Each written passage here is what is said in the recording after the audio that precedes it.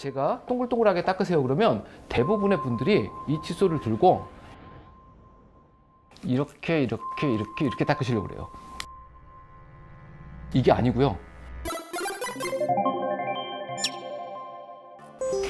칫솔이 제가 또 큰 칫솔도 있습니다. 짜잔, 예, 큰 칫솔. 큰 칫솔을 연필 잡듯이 잡고, 예.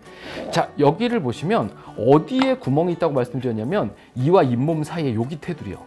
여기 테두리에 만약에 칫솔이 이렇게 이에 대해서 90도로 붙으면 안에 안 들어갑니다. 안 들어가죠. 그럼 어떻게 하면 들어갈까요? 약간 머리를 기울이면 들어갑니다. 이렇게 기울여서 이에다 갖다 대면 칫솔 모가 사이사이에 들어간 걸 보실 수 있어요. 무슨 얘기냐면 각도가 무지하게 중요합니다. 치아에 대해서 얘는 치아와 똑같이 서 있는 거죠. 이빨 뿌리와 똑같이. 얘는 90도로 서 있는 거. 요 90도에서 칫솔을 살짝 돌려서 45도쯤 됩니다. 그리고 이에 갖다 대는 거죠. 요렇게요. 그리고는 요렇게 움직입니다. 소리가 날래야 날 수가 없어요. 그리고 잇몸 살에 칫솔털이 붙어 있습니다.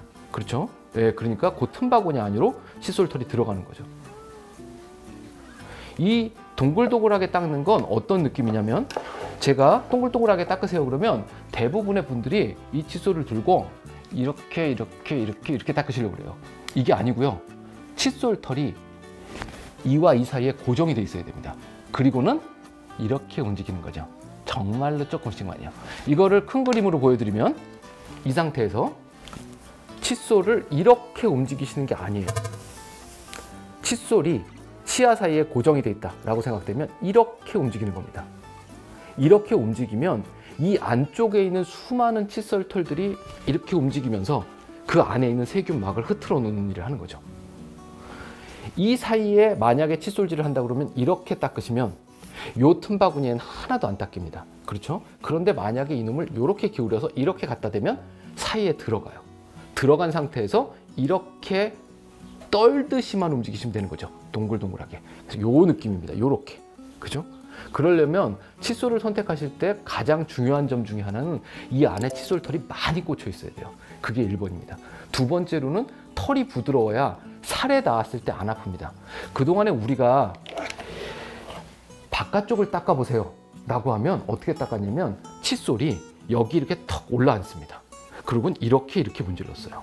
안쪽을 닦아보세요 그러면 이렇게 올라서서 이렇게 닦은 거죠. 그런데 만약에 지금 말씀드린 방법대로 닦으면 칫솔이 잇몸 쪽에 붙으니까 우리가 바깥쪽을 이렇게 닦을 때 씹는 면 위로는 칫솔이 하나도 안 올라가는 거죠. 그죠? 이렇게요. 근데 이렇게 닦으면 털이 뻣뻣하면 아파요. 간단하게 정리를 해보면 무슨 얘기를 했냐면 첫 번째, 연필 잡듯이 잡아라. 예, 두 번째, 입을 벌려야 된다. 세 번째, 거울을 들여다보고 닦는 일을 잘 들여다봐가면서 하나씩. 그 다음에 마지막으로는 칫솔을 잇몸에 깊이 집어넣어서 잇몸을 닦듯이 닦아야 된다. 이렇게 4가지 얘기를 드렸어요. 근데 이렇게 4가지 얘기를 제가 지금 설명한 것처럼 저희 치과에서 환자분들한테 이런 모형을 놓고 막 설명을 해서 집에 가시라고 그래요. 그리고 3주 있다가 습관을 잘 만들어 갖고 오세요라고 보통 얘기를 합니다. 그 3주 후에 오실 때는 칫솔을 들고 오시라고 그래요. 그 여기 앉아서 한번 닦아 보시라고 그럽니다. 그러면 제가 얘기한 대로 정말로 그 방법대로 닦으시는 분들이 숫자가 극히 적어요. 왜냐하면 다 듣고 갔는데도 집에 가면 생각도 잘 안 날 뿐더러 그 다음에 하다 보면 사람이라는 게 아 그래 이거를 거울을 들고 한 개씩 이렇게 닦으라 그랬는데 이렇게 닦다가 무슨 생각이 지나서 이쪽으로 오는 순간부터 이러고 문지르고 있어요. 아 그래 이렇게 닦으라 그러지 말았는데 이 과정이 반복되다 보면 어느 날은 이게 그냥 굳어져 있는 상태가 돼서 오십니다. 또 다른 거 하나는 분명히 얘기를 듣고 갔는데 가져오신 칫솔로 제가 입안에 넣고 제가 칫솔질을 해드려요. 그러면 이게 느낌이 다르다. 아 이게 느낌이 이거구나. 그래서 상대편이 그러니까 전문가가 칫솔질을 하는 방법과 그 느낌을 아시는 게 자기 칫솔질이 발전되는데 되게 큰 도움이 됩니다. 칫솔질은 손으로 움직이는 거거든요. 이건 절대 유튜브 영상으로 못 배우십니다. 글로도 못 배우고요. 우리가 예를 들어서 테니스 치러 가거나 골프 치러 가거나 뭐 아니면 하다못해 무슨 모든 운동을 배울 때 이놈의 트레이너들이 공을 안 주고 폼만 가르쳐요. 예? 이건 포핸드, 이건 백핸드 이래가면서. 그 폼이 잡혀야 그 다음에 공을 살짝 던져주고 한번 맞춰보라고 합니다. 칫솔질도 연필 잡듯이 잡으시고 이에 갖다 대시고 하나씩 닦으시고 하는 그 폼이 잡혀야 나중에 능숙하게 닦으실 수 있어요.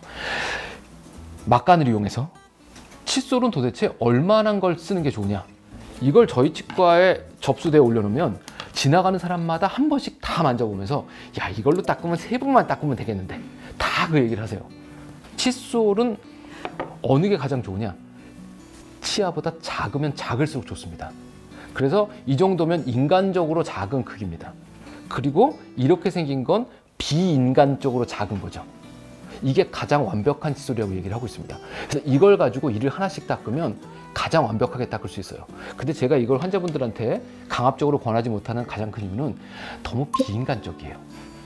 인생에서 바쁜 일도 많은데 이거 하나 가지고 다 닦으라고 그러기 좀 미안하고, 또 다른 거는 제가 닦는 걸 좀 보여드리면, 저는 거울을 안 보고 닦으면 돼요. 왜냐면 능숙해졌으니까. 하지만 거울을 보고 사람이 이렇게 닦고 있으면 정상이 아닌 것 같죠? 그죠? 인생에 뭐 중요한 일이 있기 때문에 이빨을 저러고 닦고 있나. 예. 하지만 이걸 한번 써보시면 상당히 심한 중독성이 있습니다. 누구 볼 때는 강박증 있는 사람 같아 좀 그렇긴 하지만 확연하게 달라요. 그래서 스텝별로 칫솔질이 요만큼 좋아지시면 그 다음 도구를 한번 들여보고 또 그 다음 도구를 들여보고, 최종적으로는 여기까지 끌고 가는 게 저의 사악한 목표 중에 하나죠. 정말로 하루에 아침 저녁 2번, 그죠? 점심 때는 바쁘니까 대충 닦더라도 2번만 심혈을 기울여서 이를 하나씩 닦으시면 대부분의 치과 질환이 예방이 됩니다. 이렇게 죽어라고 닦았는데 그래도 남은 데가 있어요. 그게 어디냐면 이빨과 이빨 사이입니다. 치아와 치아 사이. 다음 시간에는 그 치아 사이 공간, 그 좁은 틈을 무엇을 가지고 공략할 것인가에 대해서 한번 알아보겠습니다. 대부분 머릿속에 치실이 있으시죠? 삑입니다. 다음 시간에 뵙겠습니다. 남이 인스타 가서 이렇게 살고 있구나. 어이, 이런 거 먹었네? 이게 아주 중독성이 있어요.